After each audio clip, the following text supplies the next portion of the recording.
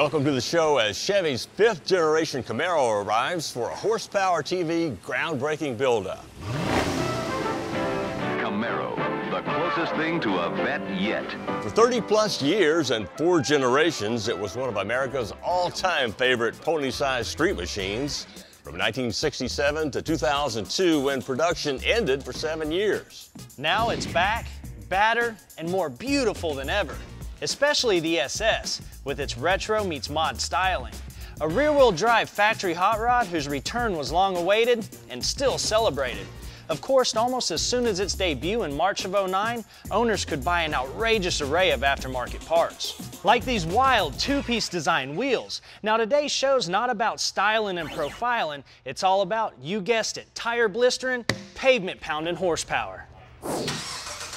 The 6.2-liter V8 makes 426 horsepower at the flywheel with a manual trans, 400 with an automatic like this one. The owner of this Camaro, by the way, is a special friend of ours. You'll meet a little bit later. Meanwhile, before he comes to pick it up, we're going to transform that already potent power plant into a blown beast. It's a TrickFlow specialty supercharger kit that uses the Magnuson MP2300 TVS, the same one you find in the new ZR1 Corvette. It's got a 4-lobe rotor that uses a 160-degree helix that takes less energy to spin up. Inside is a self-contained lubrication system. The intake manifold is cast aluminum, and it runs with the help of an air-to-water intercooler and this external cooling tank. Now you get all the parts, plumbing, and bracketry you need for a pretty straight-ahead installation. We start by removing the PCM, which will take a plane ride to Magnuson for reprogramming. Now we need to drain the coolant, but we'll save it for reuse later. Next, the engine cover comes off, along with the passenger side vent tube. Now the air inlet tube, and go ahead and get rid of it because it won't be used again.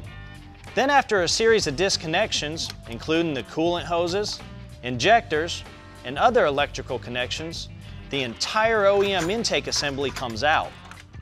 Here are some important steps. Vacuum the valley cover and clean the heads with alcohol or a similar solvent to eliminate oils and residue. Finally, cover the ports with tape. Now take out the airbox and filter, but go ahead and save them for later. Now we can disconnect the radiator hose, leaving the T-fitting intact, and just move it to the side. Up next, disconnect the fans and pull them out. Using an impact wrench, remove the main harmonic balancer bolt.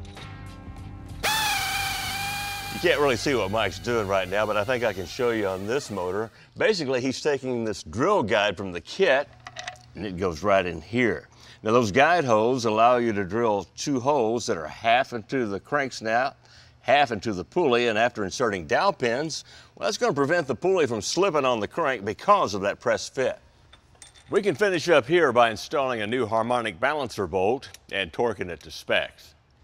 For you guys that have had LT1 and LS1 Camaros in the past, you know how hard they can be to work on. The engine compartment's tight and the motor's halfway underneath the cowl. But with the new Camaro, you don't have to worry about that. The engine's right in your face, all the connections are easy to get to, and something that makes a supercharger easy to install is the detailed instruction manual that comes with it. All the photos are in color and the description for each step is thorough. So if you ever get the chance to work on one of these things, definitely take it up. The heat exchanger, with 2 hoses connected, installs in front of the radiator. The hoses have to pass through 2 holes in the splash shield, then we can finish installing it back up on top. Now, time to reinstall the fans. Up on the engine, we have to remove the coil packs, along with some more pieces, but they're all in the book, so you don't need me to explain them.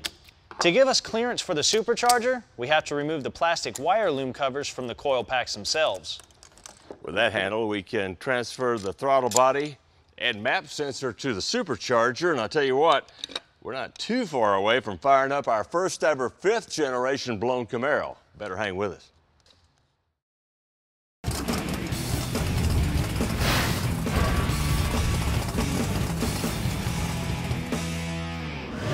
Horsepower's back with our 2010 Camaro supercharging project, one that's going to pack even more ponies into an already stout 400 horse L99 engine.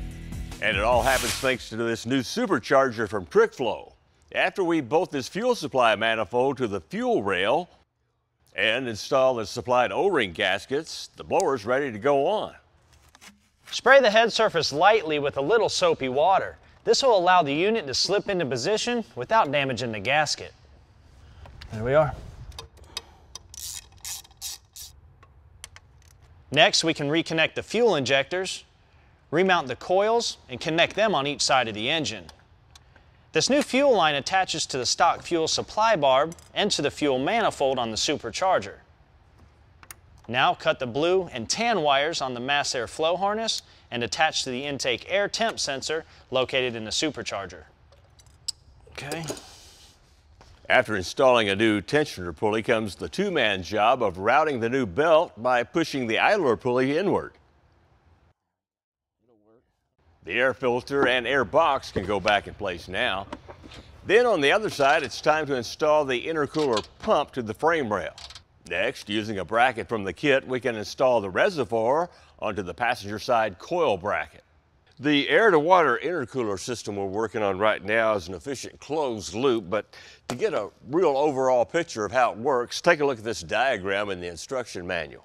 The heated water from the intercooler under the supercharger goes to the reservoir where it's pulled by the pump into the heat exchanger. Now this is where it gets the cool outside air and it's sent back to the intercooler to cool the incoming air charge. Now Matco makes a couple of tools to make this job a lot easier. One is this hose cutter and this one. Now this guy is our personal favorite. It's a ratcheting hose clamp plier. Once you attach a clamp to it, it allows you to open it up so you can slide it around on the hose. Then once you slide it in place, you push the release lever, it tightens down on the hose, and that's it. And that's it for our plumbing. Now with our ECM reflashed and back from Magnuson, we can reinstall it and make connections. Next, we need to remove the positive lug nut from the fuse center and install the wire from the intercooler pump wiring harness. Zip tie the harness relay to the factory harness. Then connect the yellow wire from the new harness to this ING fuse to give the pump power from the ignition. Now time to connect the new air inlet tube from the air box to the throttle body. And at this point, we're ready for fluids. First, the coolant mix we removed from the car goes back in the radiator. Then we fill the intercooler reservoir with a 50-50 mix of coolant and deionized water. That's it for the supercharger installation. Now there were a lot of steps, but the kit was well put together, and that's why we didn't have any fitment issues. Now if you're the type of guy that likes to do your own work in your home garage, and you've got a little bit of mechanical common sense, you can do this job in about a day. Now there is one little problem I have. The supercharger looks awesome sitting on top of that L99, but the coil packs and the injector harness, they're pretty ugly, but there's nothing a little cosmetic surgery can't take care of. I marked and taped the factory engine cover so I could trim away the large middle section. With a few other modifications, we've got a set of custom covers that add even more eye appeal to the blown L99. After priming the fuel system with the key on, engine off, this thing fired right up on the first crank. Are we done? Not quite. We have a little ways to go. We better hurry though, the owner number 91 of the Cincinnati Bengals is on his way to pick up his toy. When we take a break, go thaw out those hot wings and come on, put some Beano in that dip, will ya? We'll be right back.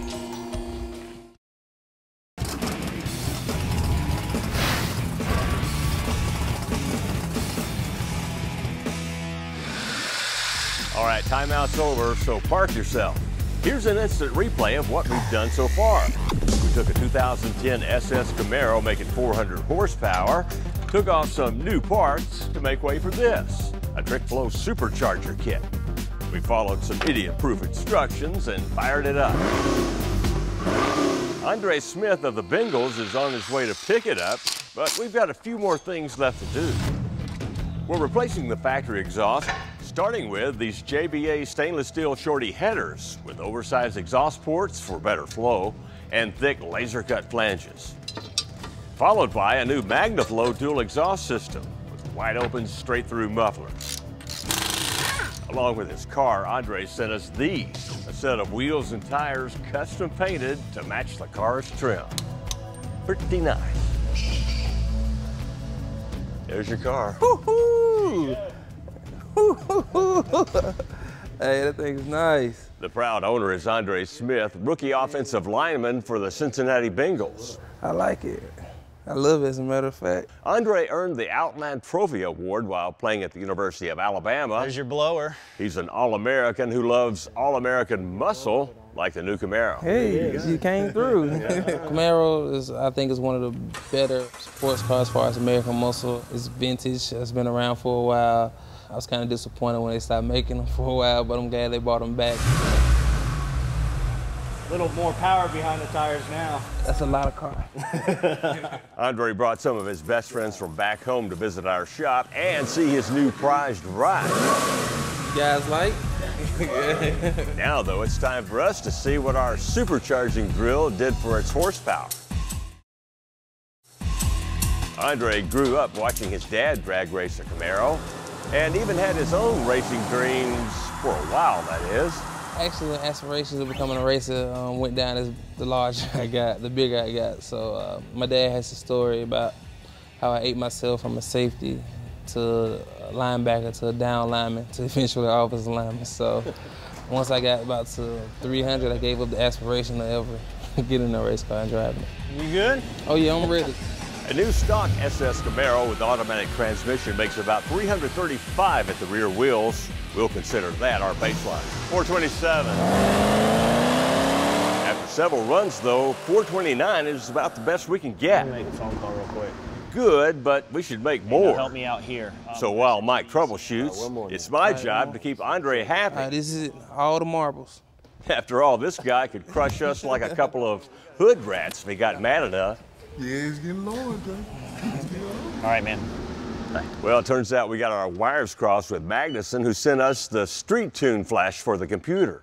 So Mike's using their handheld programmer to put the bad boy performance tune in it. It'll pick up a little more now. All right, reset the play clock. We're back in action. Now we're getting somewhere, 441. But come on, one more run before the game clock runs out. That's it, 448 horsepower. I think we're there. 451 foot-pounds of torque. Powerful Camaro. Hey, thank you, I appreciate it. Game over. I absolutely love it, I really do. I haven't stopped smiling since I've been in here, so that's a good thing. All right, man, thanks for letting me use the car. I appreciate it. Thank you, I appreciate everything. In a world full of questionable role models, it's encouraging to meet a good one on his way up like Andre. After all, though, he is a car guy. We'll be right back. You're watching Horsepower. For a DVD copy of this episode, just go to PowerBlockTV.com and order your copy for just $5.95 plus shipping and handling. Start your own Horsepower collection, delivered right to your door from the Power Block.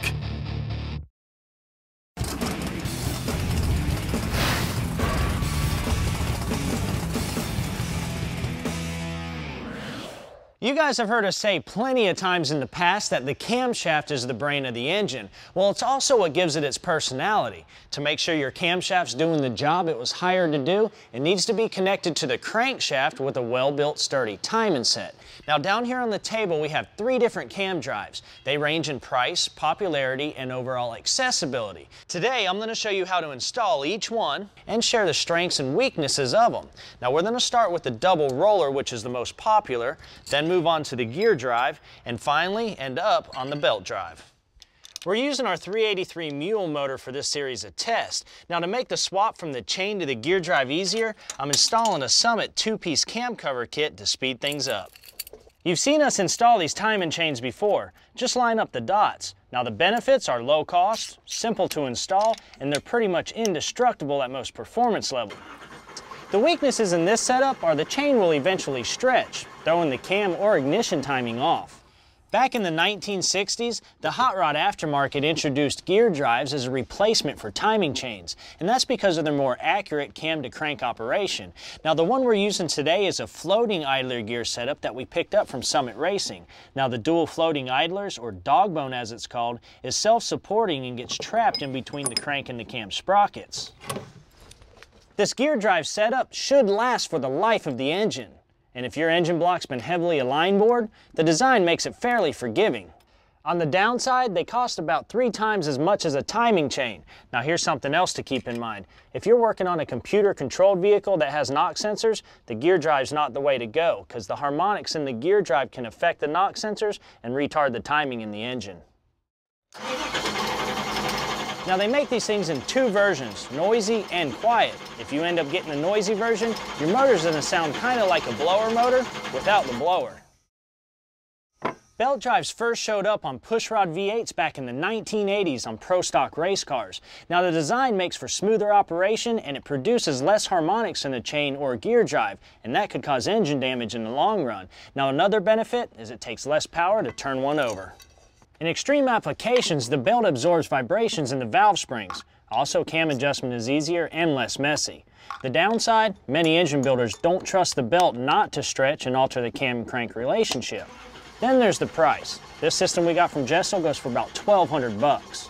One more thing on the belt drive. If you run a supercharger or nitrous and you're making timing changes pretty regularly, that's the smartest and most efficient way to go. Well, there you have it. 3 different ways to spin your engine's camshaft or brain. Now all you need to do is decide which one fits your budget and performance needs the most. Oh, and one more tip. If you just have to watch your timing set, I fucking got you. Drain the oil first. Okay, moving on. Most people wouldn't think about going to a car show without bringing along plenty of polish or detailing spray to clean and shine their finishes. But wheels, well, they need their own special formula, like Mother's all-wheel mist. You just spray it on freely, allow the foam to do its thing for a minute or 2, hose it off with a strong spray of water, and wipe it clean with a terry cloth or microfiber towel. It works on all kinds of wheels and leaves them looking new. Most of you guys wouldn't put your prized street machines up for the winter without some kind of fuel stabilizer. But what about smaller engines like ATVs, lawnmowers, or even little RC cars like this with glorified weed eater engines? Weeks ago, Joe and I built a pair of RC gas-powered race cars to go drag racing. We never knew you could get so much power out of a 26cc engine, or that the fifth scale car it was in would be so hard to drive. Anyway, it was fun, but now it's time to put them up for storage. Anybody want to buy one of these? Start Your Engines is a fuel system revitalizer that's specially formulated for 2- and 4-cycle small engines. Now it'll prevent rust, keep out water, and even clean the carb. Now as far as Joe goes, he may or may not do better next time at the races, but at least his little motor will be ready to fire up.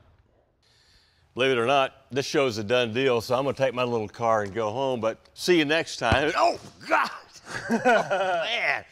Somebody's getting ready for the game early. I think I got a head injury. Man! That was hard! God!